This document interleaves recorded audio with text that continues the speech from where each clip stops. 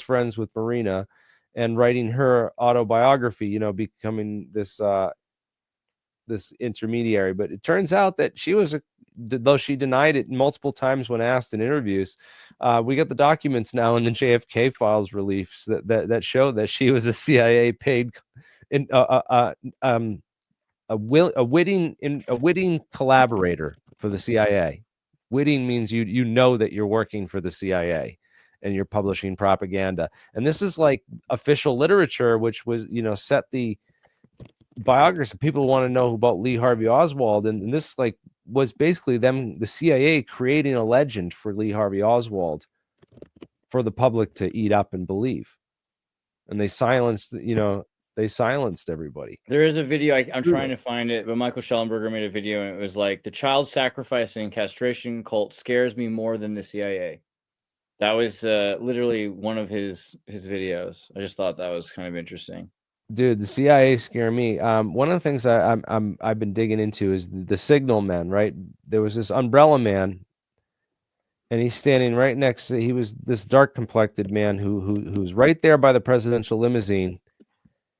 He was waving up until a second before this is right before the shot that hit JFK in the throat is fired. This is right about when it's fired, because this is Abraham Zapruder, right? And this is the Stemmons Freeway sign.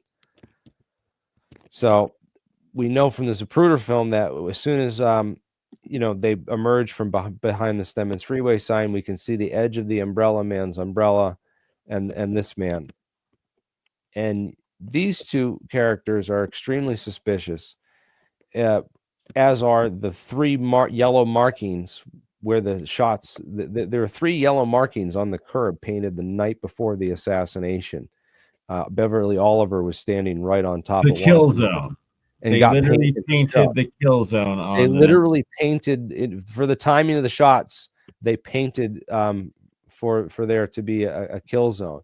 And this guy sits down immediately after the motorcade goes by and the shots were fired. This guy just sits down and he's fiddling with something. Look at, he's not just sitting down. He's sitting down and fiddling with both arms behind his back in this photo. I don't know if you can see that, but he's got both of his arms behind his back, fiddling with something behind his back, tucked into his back.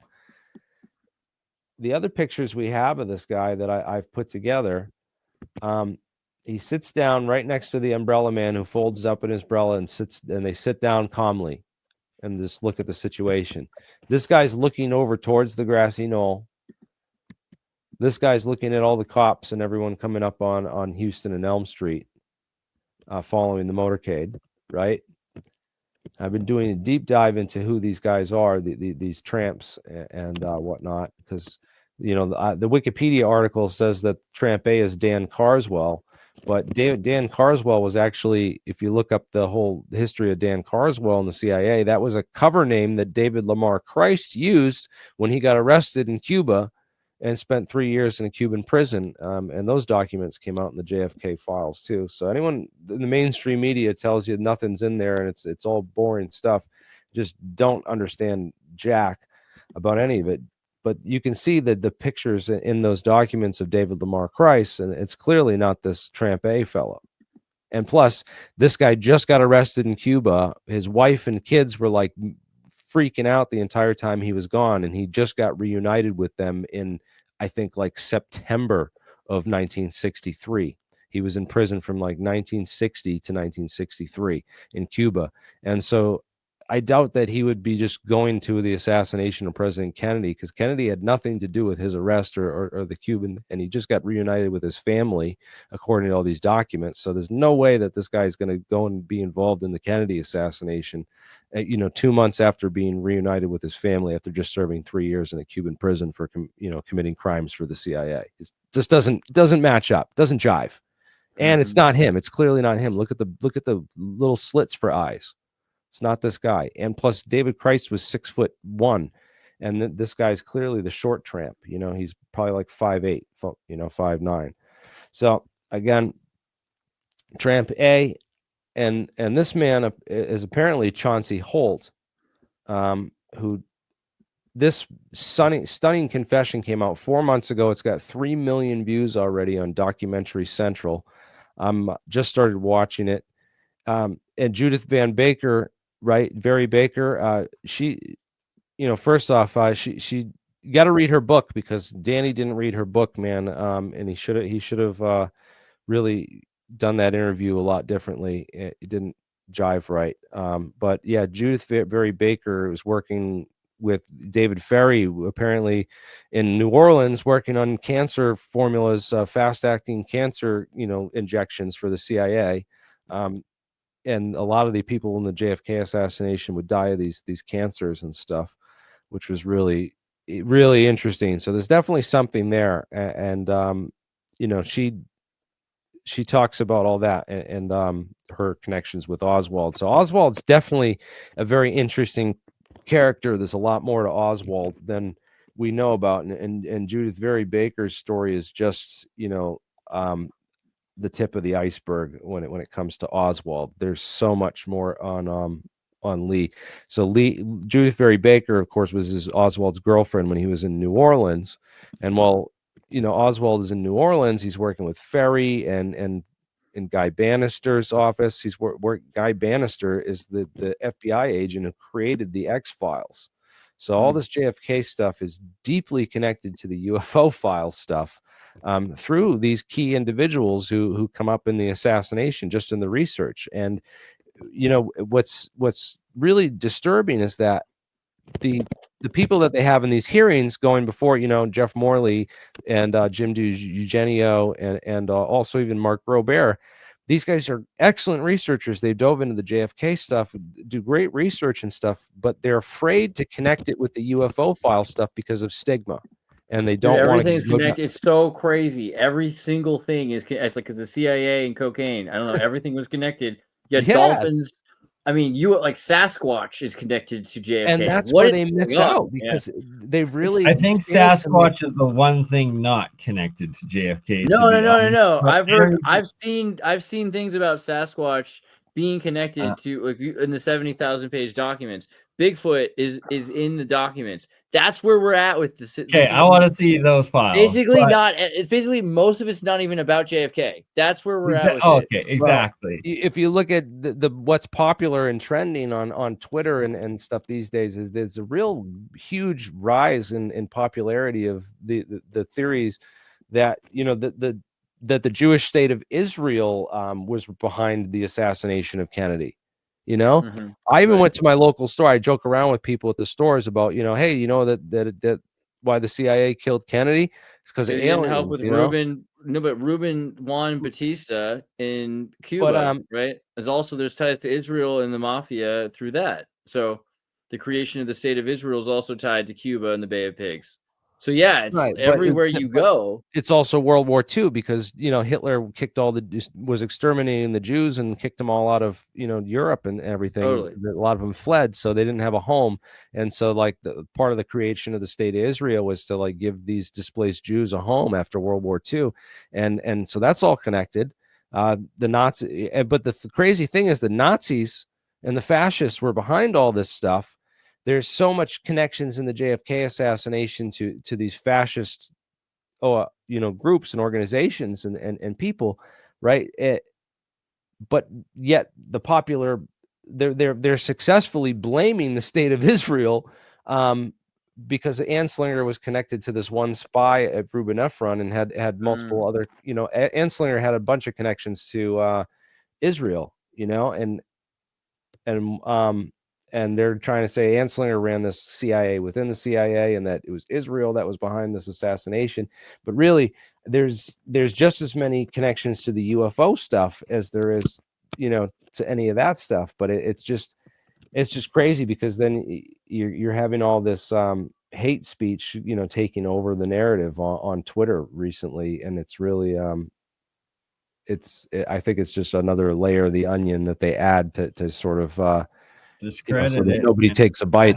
You don't take a bite of the apple because it's layered in onion layers, right? Anyways, the whole thing with those signal men, though, I want to get into that, because the three tramps, this guy looks like he's one of these signal men on the knoll, right? There's this guy, this is the tramp. You know, it looks like the same getup. You know, it looks like the same shirt, same kind of hairstyle, same everything. And this guy has been pinned as Frank Sturgis, you know, the Watergate burglar, and by a number of assassination researchers. But he's next to this dark-complected man who, immediately after the assassination, he's looking towards them. They both sit down. They were both standing up, and then as soon as the president's dead, they sit down. That's the signal to get back off and get out of there.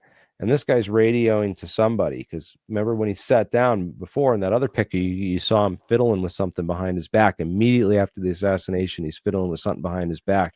And then he pulls out this device. It looks like a walkie-talkie.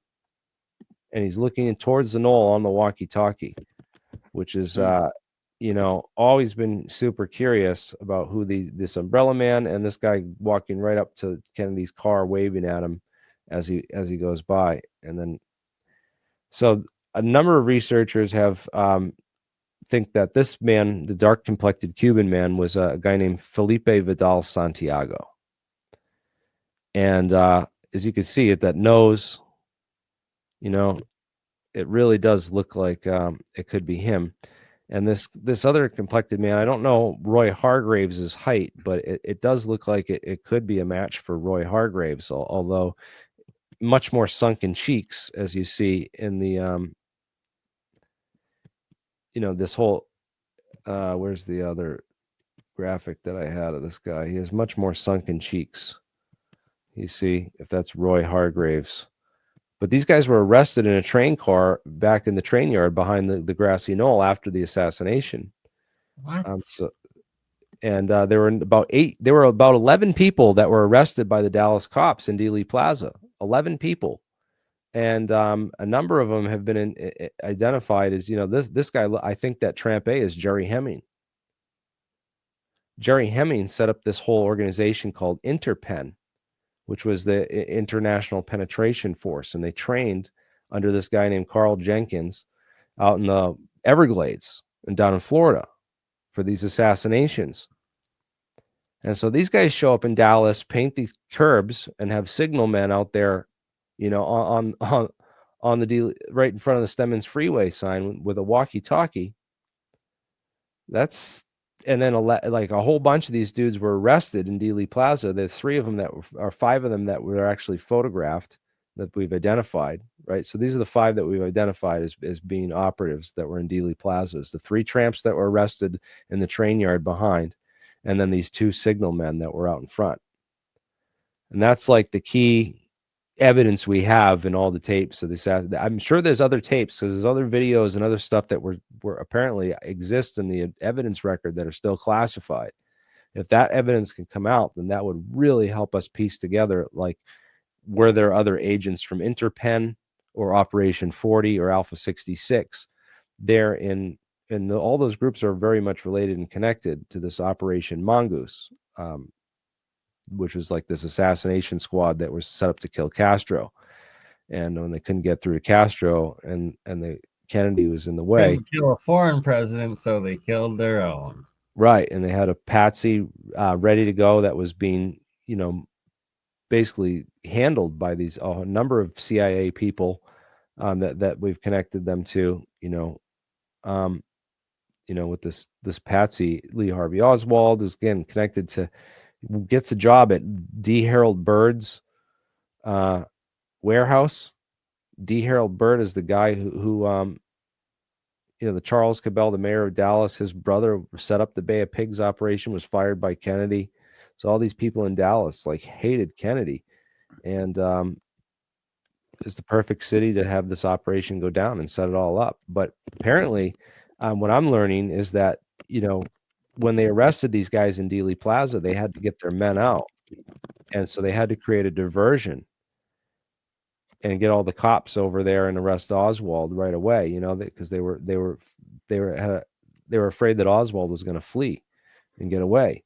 The National Reconnaissance Office, right? Like the NRO, they have like a Sasquatch military patch. They do all the satellite launch. There are a lot of satellite launches, and all the Immaculate Constellation recovery program.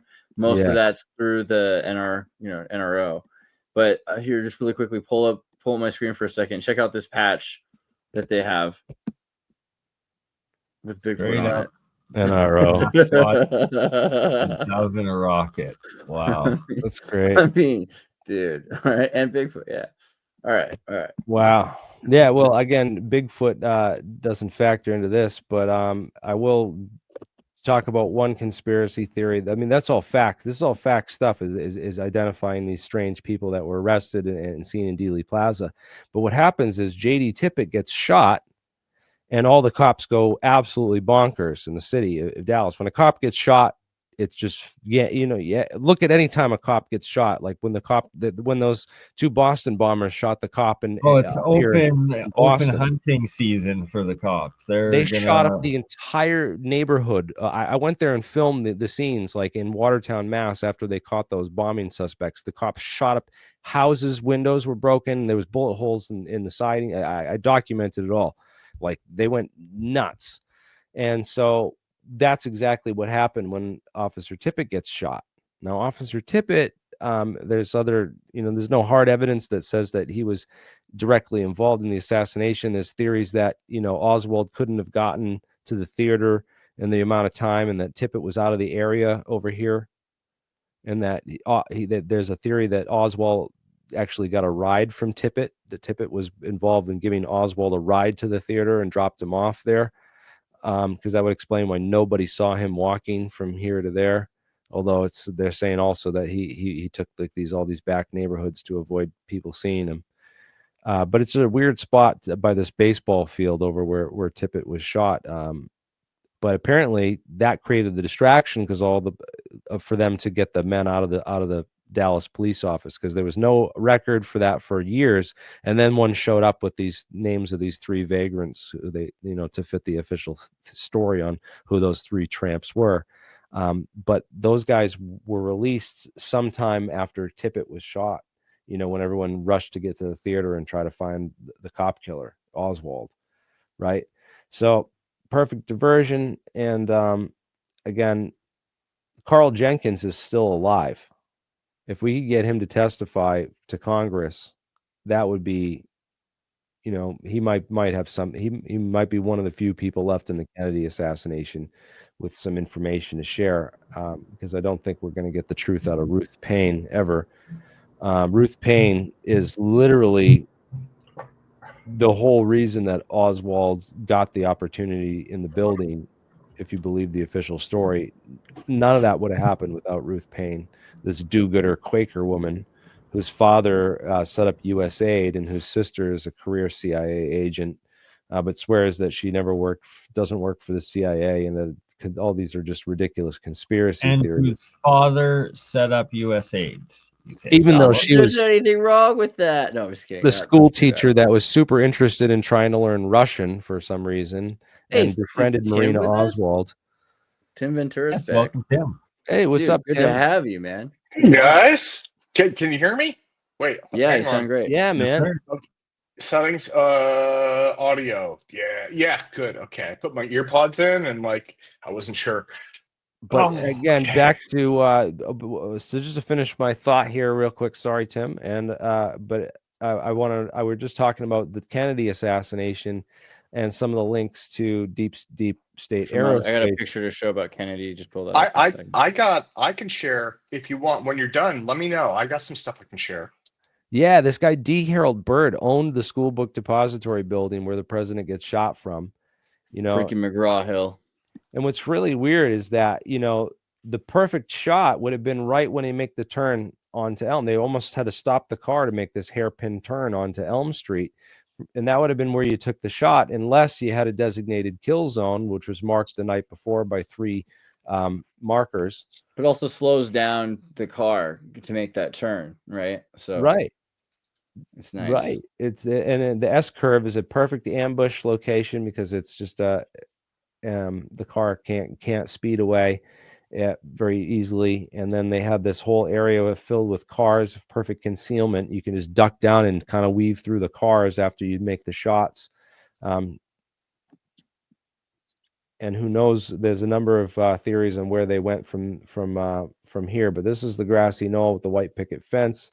in this kill zone that they had set up prior. And that's not speculation. That's not anything. But D. Harold Byrd has all these connections. His uncle was Admiral Byrd, who ran the Antarctica expeditions for the the government. So like Byrd created the Civil Air Patrol unit, which is where Oswald, got his introduction to all this. And David Ferry actually was an instructor at the Civil Air Patrol at the time. They said they never knew each other. The Warren Commission said that David Ferry and Oswald never knew each other. Then a picture came out with them together.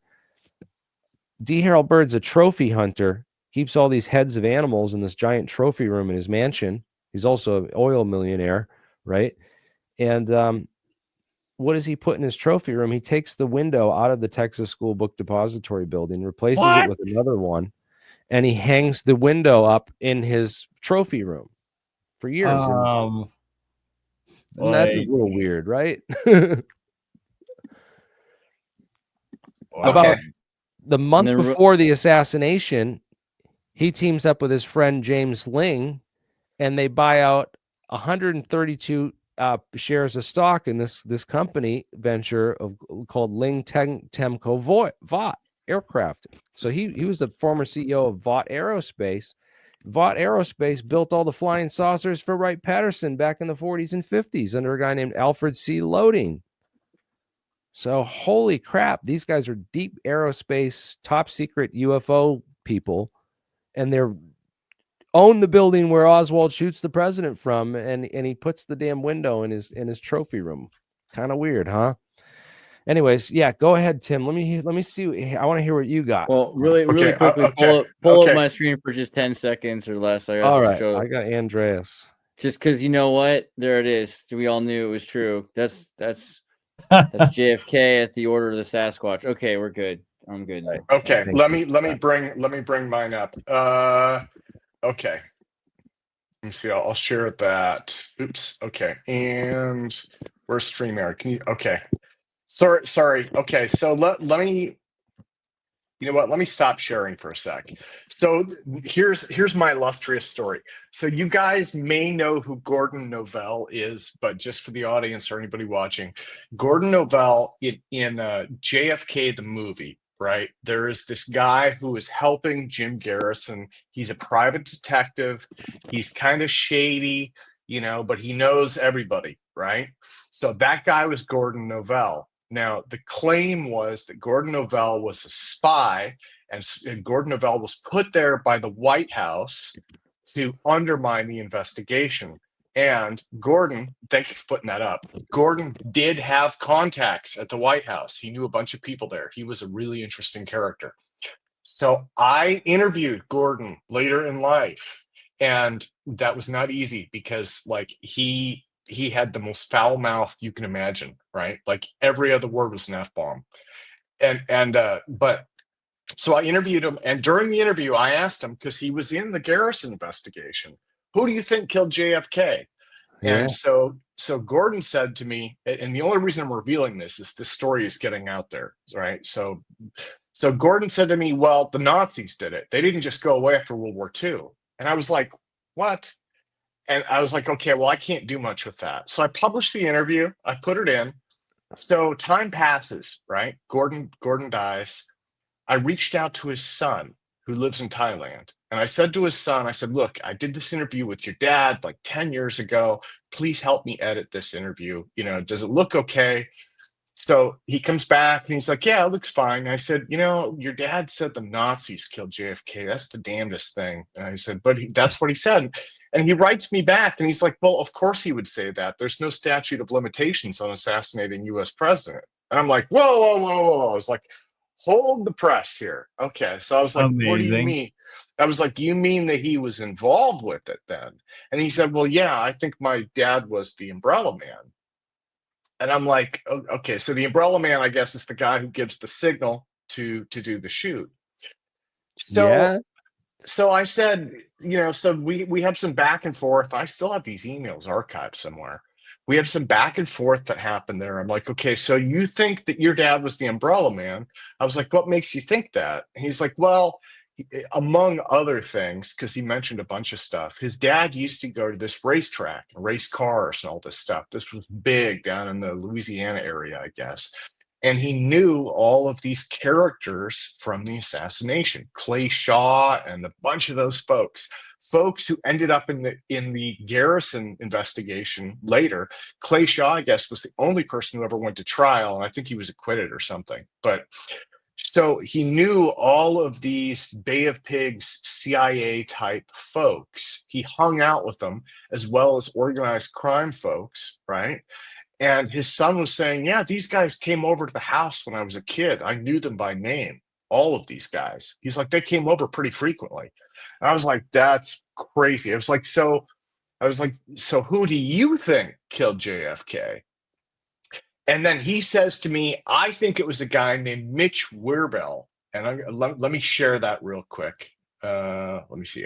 I'll share my screen here because this one's a hard one to look up. So this guy right here, Mitchell Wirbel III, and apparently the son met this guy, knew him by name. This was like the badass's badass, right? Like this guy was like a World War II. Yeah, this guy's a member of Interpen with Jerry Hemming. Exactly. Special ops. I mean, the whole 9 yards, Yeah. And so that was his claim. That was what his son said. So Psionics. This is what I have so far. And then I wanted to show you guys then this one. I'll share this tab instead. And I can drop this in chat. This isn't very informative, but I did an interview with Larry Hancock, and Larry is like hardcore on the JFK assassination, and he's an SCU guy. And so Larry said, I don't think Mitch did it. I think that other folks did it. And I was like, so I said, well, Larry, who do you think did it? And he said, well, I think it was a team, and there were 3 people. And he said there were at least 3 shots fired. And so, I mean, we've got a couple of different stories going on there, but sorry, I lost my StreamYard window. Yeah. Oh, there it is. Okay. There we go. No, I couldn't find StreamYard. So yeah, I mean, here I'll put the link up to the Wirbel is one of these guys that trained along with Carl Jenkins. Was the training for like these teams, and they trained out in like the Louisiana swamp was one place right near where Oswald was staying in Louisiana, and then another place was out in the Everglades swamp, and yeah, this is nuts because Roy Hargraves is another guy that's been ID'd as a potential candidate for the Umbrella Man, and he's a member of this same organization, the same cast of characters. So yeah, I don't know. Does this guy look Gordon Novell?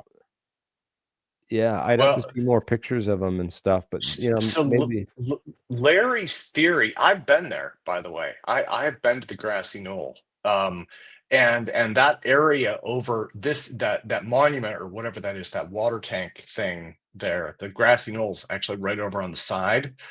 Yeah, where those trees are. I believe that's your Grassy Knoll. Yeah, and then just go straight in that fence that's there. So apparently people have been stealing. Apparently they've had to rebuild that fence 4 or 5 times. Yeah, I stood behind that fence. I was not implicated in the assassination. I was born in 1976, so I'm clear. But you time-traveling assassin, you, Tim. From that fence, I think, see that X on the road? You can that's see where the final headshot was, right there. I mean, it's like there, like you could not miss. I mean, if you were a sniper, and then that tree, you can see how the tree is hanging down from you have a pretty clear view to the road, but when you're looking from the road through there, it really just, for some reason, the visibility sucks. And so it makes it the perfect place to hide. Great concealment. They said there was a shooter here in the corner, right here. And they said there was another shooter right here between the 2 trees where the railroad men saw a puff of smoke from the triple overpass. So they actually 2 shooters on the knoll that would have left nothing to chance. So they had to get him, and there's no way they could possibly miss. So you've seen though the recent upload, in the declassified footage, his autopsy. Why in his autopsy does he look so not as bad as the footage? Right, he has a hole in his neck. They folded the skin of his head over, and took the pictures. Man, they did a lot of manipulation to that. This is right where Abraham Zapruder was standing. Right, because the way I'd seen it, his head explodes, the bullet goes to the back, comes out the front, all spinning, removes the face, and instead we're having this picture of him looking pretty much, like you can see his face perfectly. So it's like, I mean, unless it depends how conspiratorial you want to get. Like, I'm down. I mean, did they actually kill him, or did he like run away and live happily ever after with his boyfriend Lem? I'm open to both. No, I think the idea, like, so part of the Reagan conspiracy when Reagan got shot, because Reagan said he said to the press, he's like, I didn't even feel the gunshot until I got in the car, right? And there's one school of conspiracy theorists who've said that he didn't actually get shot until he got in the car. That basically John Hinckley. Yeah, they put. I've talked to him a couple times. Yeah, basically. The idea was he got in the car. They faked it. He got in the car. They shot him, and then they said, "Look," they said, "This is a warning. If you want worse, then keep doing what you're doing." And his policies changed radically after that. But, right. So with Kennedy, though, from everything I can see, everything points back to your Bay of Pigs CIA guys. Dude, it was Bigfoot and the Jews. That's an awesome what you'll find on X. If you find on X and you consult with the wise people of X, you'll see that Jesus is actually the son of Bigfoot, but Bigfoot's his mom. Yes. But then what Larry was saying was, and Larry made an interesting case. He was like, it's not. He basically what he was saying to me was, he's like, don't think CIA like the whole organization. He's like, basically you had mob people mixed in with the CIA, mixed in with all sorts of stuff. And he's like, so it really is kind of that's what Operation Mongoose was. Operation Mongoose was Bill Harvey, going through Robert Mayhew and Santos Traficante and Carlos Marcello in New Orleans and these mob guys to recruit assassins into this program. So it was a program of these CIA people, these displaced Cubans, anti-Castro Cubans that were displaced from Cuba, living in Florida and New Orleans, and these other mafia guys, and they were all colluding together and doing covert ops together, like, and training to go jam wave. Yeah, it's crazy. The JM wave. Yeah, JM wave.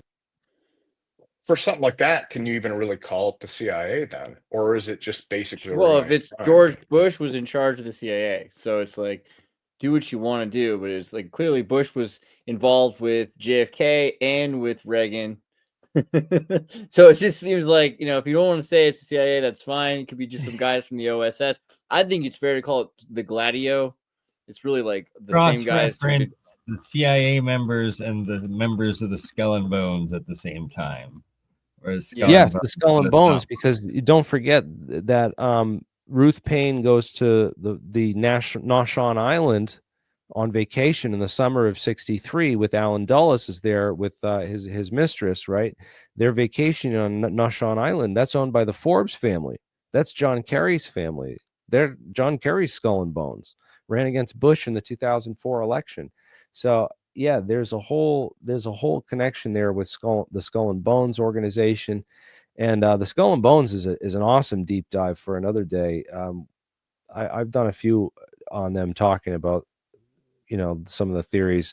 Prescott Bush apparently the year 1917, the year that Prescott Bush was in Skull and Bones, right? It's a senior secret society. So you're in it 1 year in your senior year of college at Yale. You get tapped on the shoulder and recruited into this secret society. But apparently Geronimo's skull went missing the same year of 1917. That was apparently his project, his initiation ritual is that year the team had to go to and rob the grave of Geronimo and bring his bones back to Skull and Bone. And apparently they wanted a DNA test on the skull and bones that were in the lobby in the case of Skull and Bones fraternity, because they wanted to test it to see if it was Geronimo's skull, because there's rumors that it is, and that Prescott Bush was the one that stole it. Isn't that wild, huh? But you want to know what happened the year that George W. Bush graduated Skull and Bones? That summer was the summer that John F. Kennedy Jr. died and his plane crashed. Isn't that interesting? So, another rabbit hole for you.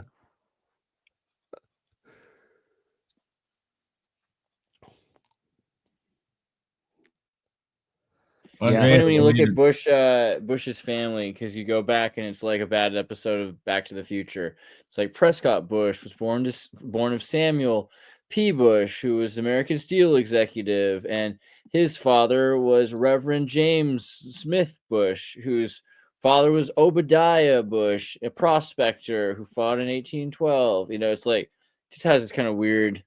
It's weird, man.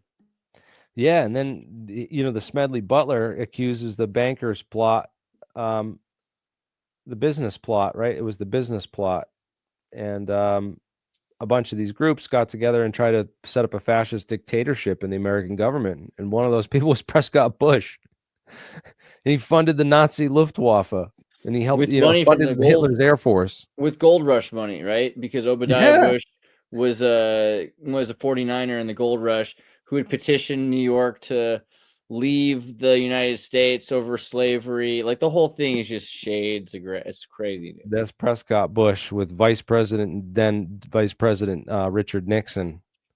I mean, who goes to who owns who there? Who's the vice president? It's who's on first? Who's the mob boss? Yeah, exactly. And well, so Nixon, I feel like, is a pretty good example of a California Navy boy. He spent most of his life on a boat, and he's the kind of guy trained to go. He's an officer's officer who'd go down with the ship, which is exactly what he did when he was supposed to do that. So I don't feel like Nixon is quite as bad as people like to say. He's just sort of played the part he was told to play. He's supposed to take responsibility for the whole team, for the boat. Right. He does what he's told, right? Another thing that's interesting, the Bohemian Grove and the Prescott Bush running around. It wasn't his thing.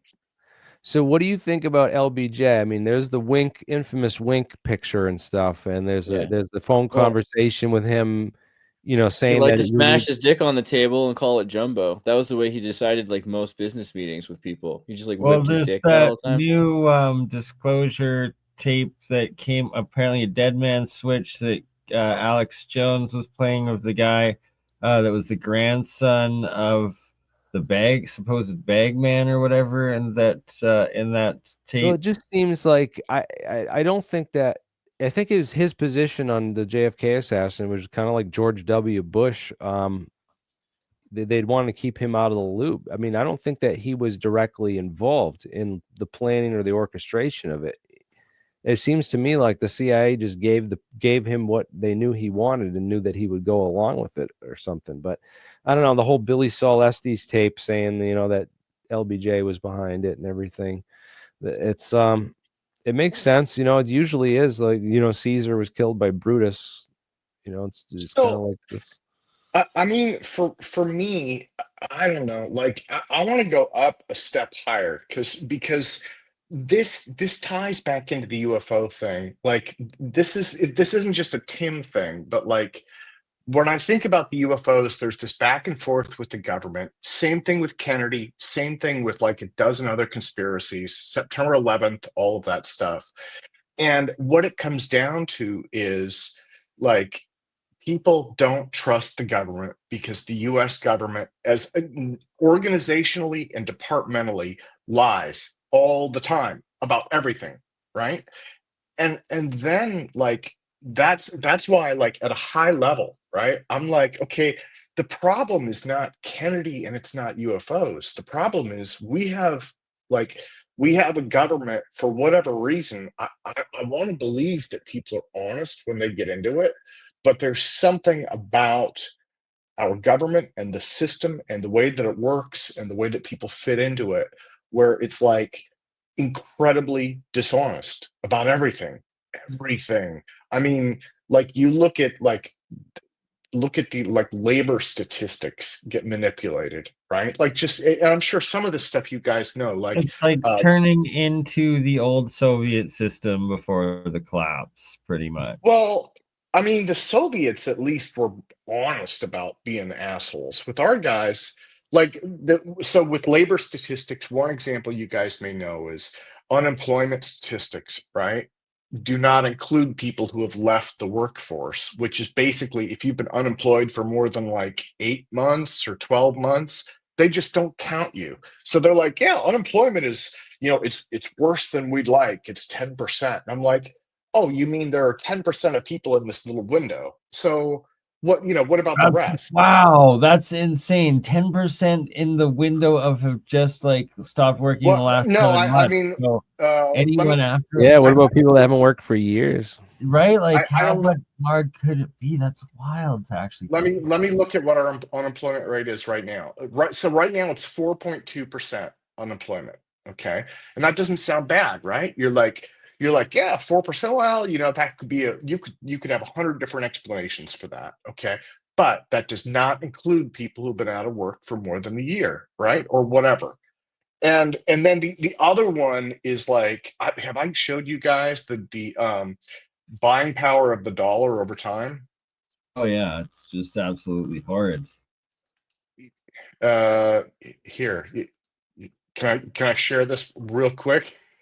For sure. This Yeah, is, sure. Yeah, see, and then I want to dude, I want to get into the Gord because I think there's more connections here with UFOs that you were trying to allude to. So I want to hear if you had any connection with, because there's a reason you interviewed Gordon Novell, right? It was, here we go. or Buying did you? power of the US dollar. Well, uh if you asked him about UFOs, man.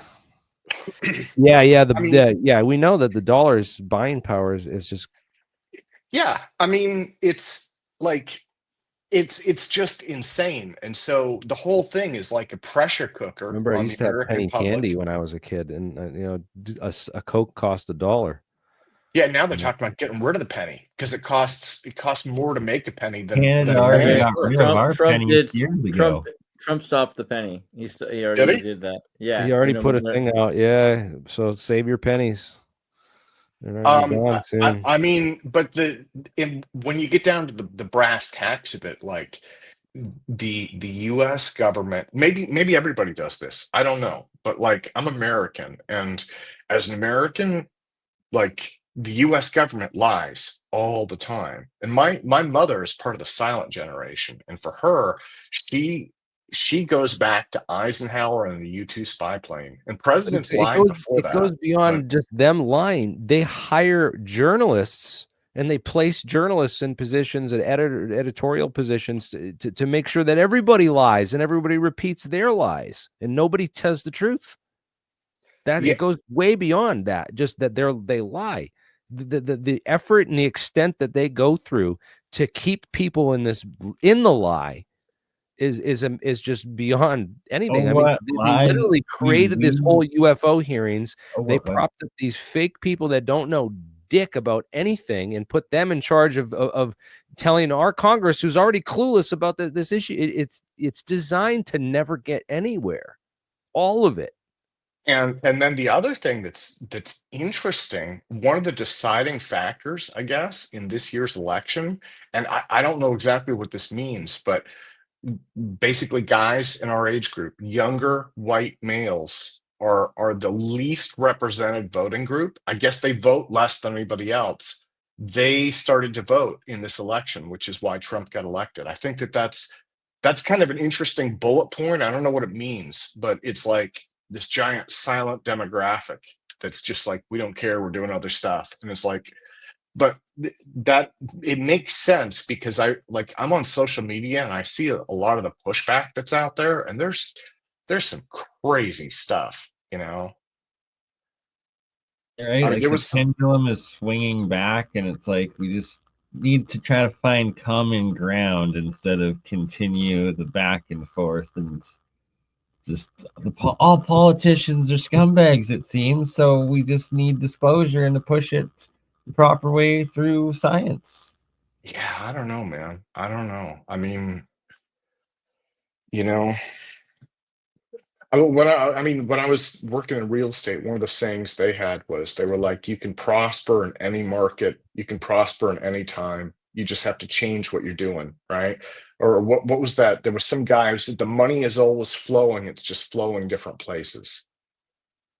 You know, That's so I guess there's crazy. that. Yeah, There's it's that. true. But so I like that idea. Like even if it's going to hell in a handbasket, you can still live a good life. You can still take care of your family. But then As the rest there, of the world sinks, we're developing UFO technology so we can fly and, get on. And that's going to be the next major uh, I think economic there is going to be a investment, right? push into this, and I think we need to be part of that effort to push science forward and bring these technologies out of this woodwork to a usable level. That's really what I've been hoping for with all this since I got it, been into this is that one day we can use this to change and make humanity a better place, and not just because I don't know, why are they covering it up and going through all this effort to cover up these technologies if I feel like they're all the technology is control? out there, but it's hard to read. And you got this internet AI scraping system, and that's maybe the best thing about AI. Really, is that it can figure out. It'll be able to total recall everything, and it'll go through all of these need to know folders, and eventually say, "Oh, well, this is kind of like the thing you're talking about." And we're like, "Oh, we never knew where this was in the library. We couldn't find that document before." But it'll eventually that's the singularity, is just instantly being able to access all of the data that already we've collected all this data, and we weren't allowed to look at it for 20 to 40 years or whatever, but it's there somewhere. We just don't know where to look for it right now. yeah, I thought it was really revealing because Leonard Susskind, you could tell, like, when that interview he gave, he was not supposed to talk about a lot of the work he was doing on training AI for Google, and because Google's invested in this whole program to train AI and to do physics, so that they can make a physics AI that will figure out what's wrong with physics and why physics is broken, and how to fix it and stuff. So Hint, Mickelson Morley Ether, hint, hint, hint, right? So I think that they're already they have a lot of this development already underway in secret, and I just don't know if I fully trust all the people that are in charge of all this technology. Like the Carlyle Group that bought out EG&G at Area 51's main contractor in 2000, and just owns all these these technologies. Yeah. I just feel like there's a game that's being played on us with these astroturfed UFO celebrities that they've created and used to sort of control the field and create a limited hangout for people to think that this is the best information out there that they're getting access to, when it's yeah, I would go with that. I mean, the old timers are around and have been around. Some of it is like some of your old timers don't resonate with people, like, They're but just petrified for their lives and their families' lives, for all the lies and like crimes, or like the backlash that will happen once like everything comes out, right? So they're like well, an era of oppression, kind or of. some I need to was know thinking, basis, and they don't really know that they like. It's like when you're taught all your life that 2 + 2 = 5, but in this weird circumstance 2 + 2 can equal 4, but go back to thinking it's 5 after that. Like, they know that it's true just in the circumstance they need to know that's where it. Terrence Howard is coming into the equation. The 1 times 1 times 1 = 2 and crap. My God, bro. Eric Weinstein was kind of sticking up for him a little bit, and it's weird because He's I've been trying. like Weinstein is like really different background than me and a lot of the people I hang out with. And so I never really followed him closely. And then I saw one of his podcasts, and he swears, like he's like, he said the other day, there's not a Republican bone in my body, right? And I'm like, but then like I Yeah. was listening to him talk. This was like 2 months ago. I listened to a podcast, and I was like, I pretty much completely agree with everything the guy says. I was like, he is brilliant, Yeah, you he's know? great. He's really good at breaking a lot of stuff down. His brother's brilliant too in his own way too. But, Brett is great too. He was right on with so much stuff as well. But the way Eric broke it down to me is he said there's the categories are of like three are basically of where physics the field is at right now is there's three categories of there's your fringe scientists, right? That's us.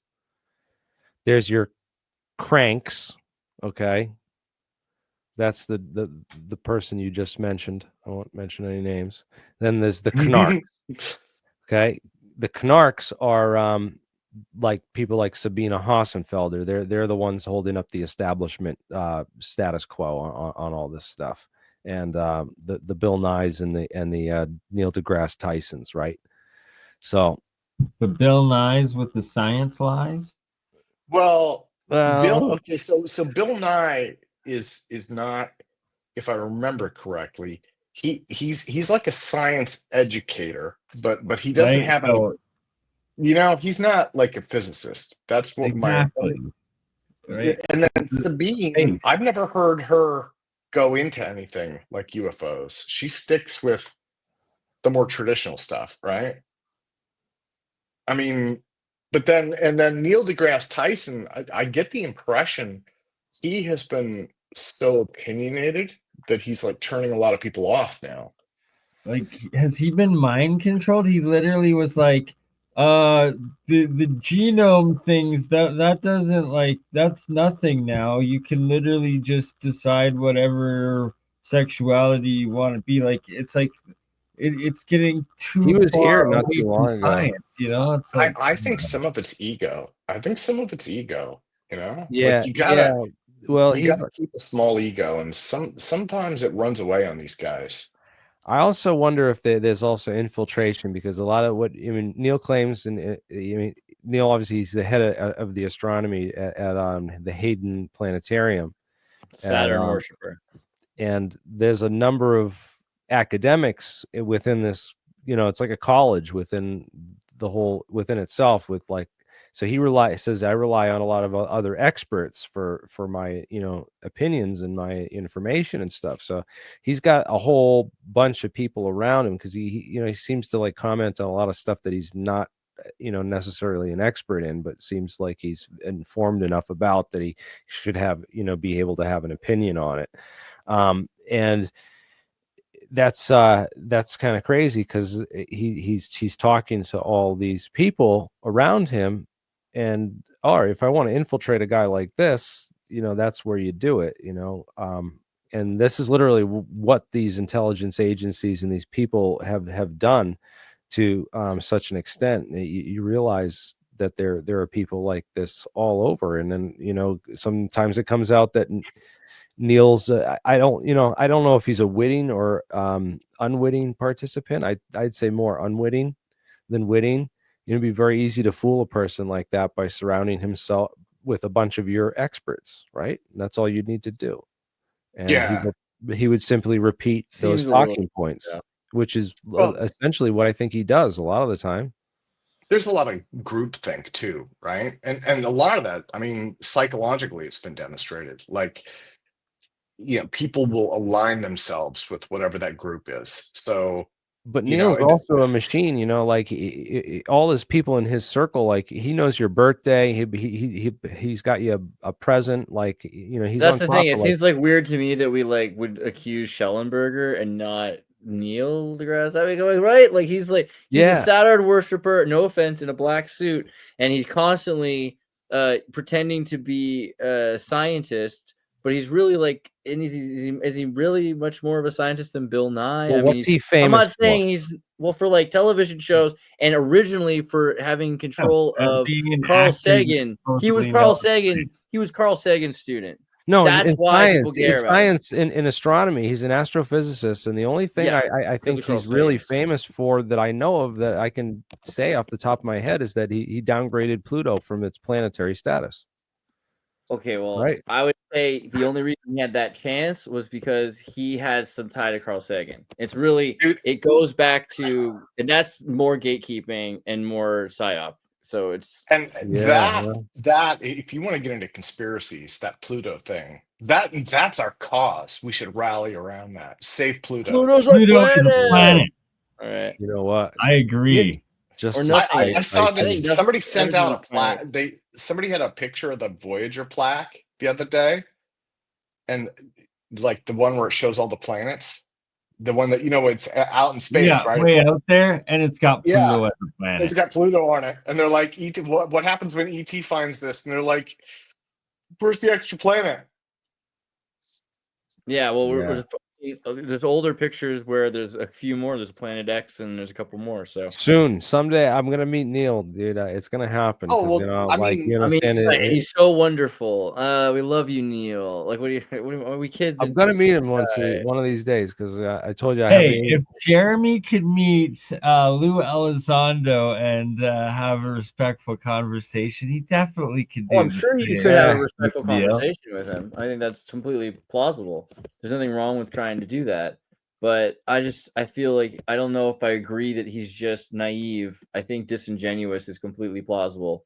And I don't know everything about the whole Neil deGrasse Tyson sexual assault thing, but there's a bunch of interesting stories about him with women that seem kind of shady. So I don't know. I'm sorry.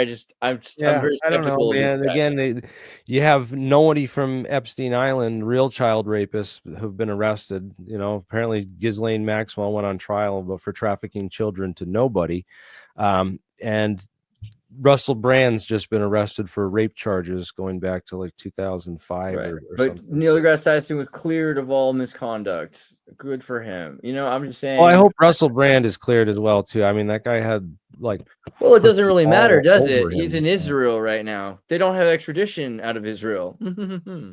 So. But it's just I don't know. Which is cool because that kind of means that Russell Brand's probably not in MI6 or MI5 or in the Signals Corps. He's probably trying to take him out, man. Oh yeah, you think he's Mossad, huh?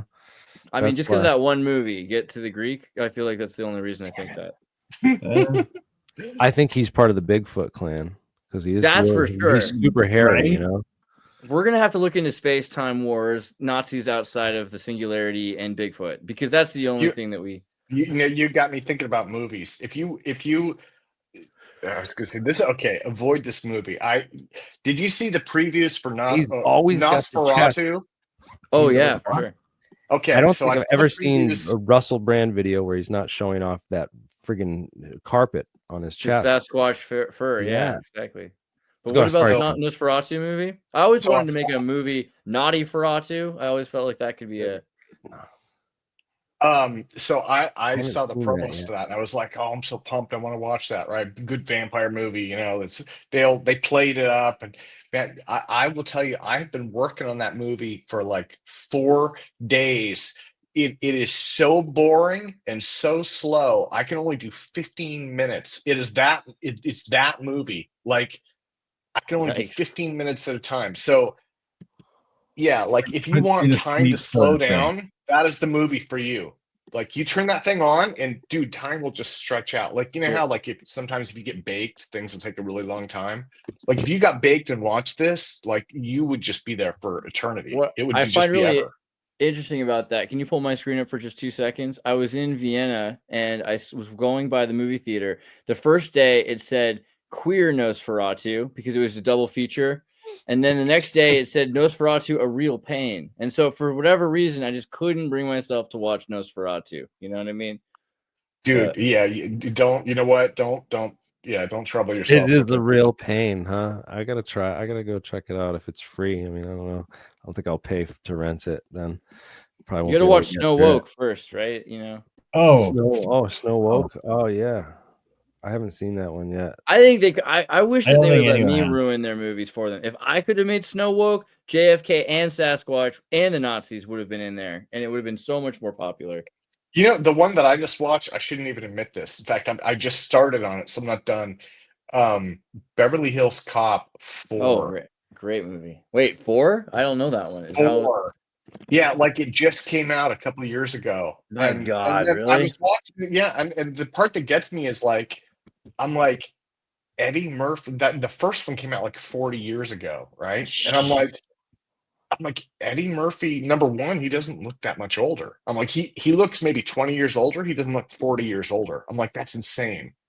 But then I was like, Hollywood has serious issues. If you're remaking Beverly Hills Cop, like you've hit rock bottom. Stop. Yeah. Right, Number 5, right? Like that's all they're doing now. There is a nothing new Looney Oh. Tunes movie I would recommend randomly called The Day the World Blew Up, The Day the Earth Blew Up. Have you guys seen this yet? It's actually I don't know how many of you spend your time watching Looney Tunes movies, but I think there's something for kids. They don't bother censoring as much. And this is about aliens that attack while Porky and Daffy are working at a chewing gum factory, and then the chewing gum is used to take over the human race by these zombies. And then Porky Pig's got this girlfriend who works in a synthetic The aspartame chemical company. sucralose. Yeah.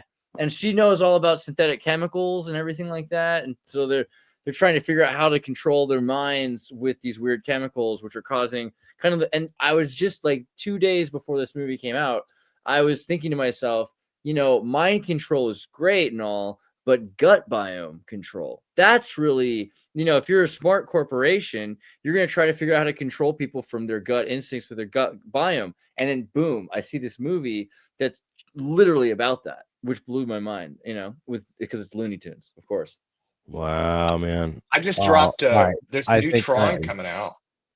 Yeah, I really actually am looking forward to that. I can't help myself. I always like Tron because Tron's about like Kabbalah and Gnosticism, right? There's this, that the programs, the users, instead of the creator, the users, that's what they call the human. And it's like Tron the Baptist and this whole idea that out of darkness there's light. The Avatar, Clue, like Lucifer's Clue. And then the new Tron movie, they have this idea that they're trying to break out of their multidimensional reality into our dimensional reality. This new movie that's coming out, the new Tron, blue and red, all these right, blue beings and red beings. But the new movie has Jared Leto as like a Mobius character that comes out of Tron, and he's supposed to be some sort of a I don't know, like a program that is in our, like, materialized in our real world. So it's this major contact between the spirit realm and our realm, which is basically demons, our aliens, our future time, like outside of time, first contact. This is a first contact movie that they're making right now, and that seems interesting. And then they're making a new Matrix. And another new one. Yeah, another new. And I actually liked. I know it's weird. I liked old guy Matrix with Keanu. Yeah, I was okay with it. I was okay with it because the way they set it up was like, look, they're gonna make this movie without us if we don't take over now. So we're gonna make what movie we want to make and call it The Matrix because that's what they were gonna do anyway. They were gonna just make their own movie and call it The Matrix. So why don't we do that? And the part, yeah, there was a couple things that kind of blew my mind. One of them is basically they just admit that it's like a reboot, and they're talking about, yeah, this is like a total fucking reboot. And I'm like, oh, sorry, I shouldn't swear on YouTube, but I'm like, okay, it's a total reboot. You know that going into it, and then it's like, how do you work around that, And then the other part was they openly talked about, like, in the beginning scene, they're like, what is it that makes it a Matrix movie? It messes with your head. And I'm like, how do you tell people that it messes with their head and then mess with their head? But I think they kind of pulled that off, So I don't know. I thought it was pretty good. Someone just said that they remade Naked Gun with Liam Neeson. I saw the poster and I thought it was a joke meme. You're telling me this is real? You're not joking? Not joking? That's crazy. Yeah, Seth MacFarlane apparently has made that. That's insane. Wow. All right, guys. Well, I think we're gonna have to wrap it up here because I have to get going to bed. Bernie's got work, and thanks for letting me in, guys. But Tim, Oh, let's do a epic show again stream. soon. It's been too long, and I'm glad you showed up. Sorry it was late for you to join, but let's do it Yeah, again. let me good know, to man. see you, Well, Tim. yeah, thanks Absolutely. for having me on, guys. Always a pleasure. Yeah. Let's do this Definitely. all Thanks again soon. Thanks for joining us. And guys, Tim Ventura, altpropulsion.com, Andreas at andreas.me, and AlienScientist.com. And of course, Weekend at Bernie's podcast. Streaming excellence, That's right. indeed. If you Guys, like the stuff, awesome. I support learned a these lot people. tonight. I hope everyone else learned a lot tonight. And I have a whole bunch of cool movies to go watch. I'm gonna go watch that Looney Tunes one tonight. It's worth it. I swear to God, it's worth it. Do it. Actually, maybe I'll Yeah. watch Nosferatu to put me to bed. But yeah, Dude, it's that slow. It's a Like, chore. Oh my God. it's like the gravitational pull of a black hole slows time. It's like that, dude. What about Malkovich's vampire movie? John Malkovich has that movie about making Nosferatu that has Eddie Izzard as Nosferatu's, like, as the actor. Watch that one. What's that movie called? Malkovich vampire. Really quickly, I'll just get it. It's called Shadow of a Vampire, made in 2000. That movie's Okay. pretty good. I highly recommend that one. All right. yes. And I'll be watch sure them to all. subscribe to all the channels, Alt Propulsion. And where can I find that Gordon Novell? Is there one? No, because that never. Oh, the interview that I did with him. Yeah, is that anywhere we could listen? It I mean, might be on. obviously it's. Yeah, that was like 2012. It might be on Alt Propulsion. I mean, Yeah, I know I have backups of it, but again, what he You said. must re-premiere it. Yeah, what you should Gordon- we should re-release it soon here and do a JFK day. He was like I should put the unedited version up at some point. The problem is, like, number one, he swore just every other word, and then number two, he was like hardcore, like racist, sexist, everything ist, right? All right, Like, we are uploading it to Rumble Wow. You know on what's crazy is the anniversary of JFK. That's what we got to do. you know what else It's is on random that I Rumble. learned today is there's another racist Southern guy that wrote a song about Jim Garrison, and I never knew that he wrote a song about the Kennedy assassination. But there's this guy. He wrote all this racist music in the '60s. I mean, And, there's different kinds of like, there's different. I know this sounds weird, but like, there's different kinds of like racist people. Yeah, I'm actually and racist about Sasquatch. So well, no, I mean, like, a lot of people like are racist, and they kind of like, they know socially it's unacceptable, but like Gordon, the thing that got me, not to be mean to him, right? Because I guess it was cultural or whatever, but like, I was born in '76, and so these folks were on the way out when I was a kid. But I remember meeting a few of them, and he was one of them.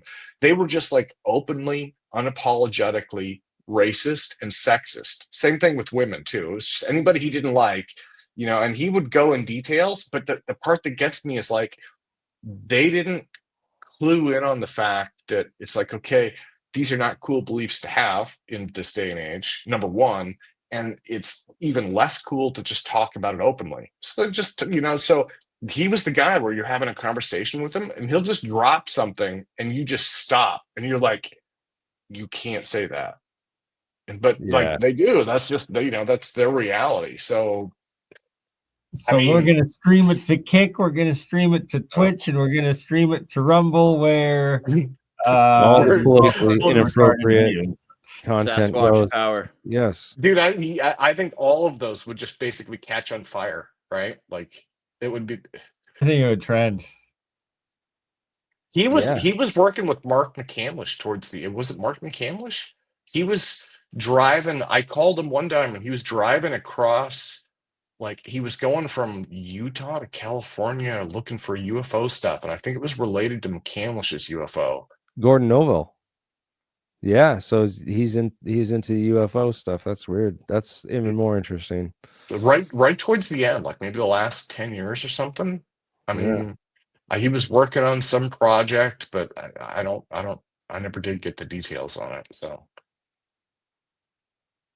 very cool. Well, that's unfortunate. I'm sure we'll if anyone can figure out this stuff out, this team will be the ones to do it. And this is just awesome to see Sal Pays out there as well, still in the game, sharing information. And it's going to be, we're still in for a wild ride, man. We still got a lot of science to explore and investigate, and a lot of reporting to do when that science does break, because we've already discussed a lot of it here and broken a lot of amazing stuff in the last 5 years. And even though it doesn't get the attention it deserves because of the algorithm and the censorship, yeah, that we've been providing facts and evidence for like and 5 the years. racism against Sasquatch.